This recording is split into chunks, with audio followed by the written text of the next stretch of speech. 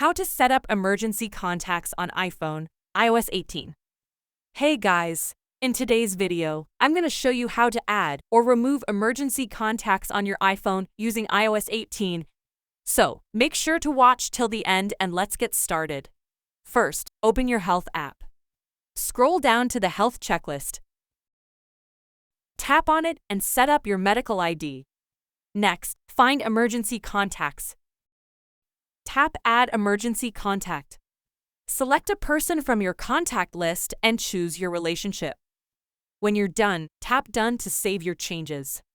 Now, to access your emergency contacts, you have two options. The first way is by holding the volume up and power buttons.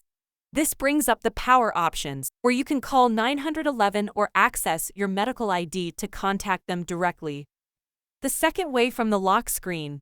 Swipe up to the passcode screen, tap Emergency, then Medical ID to call your emergency contacts directly.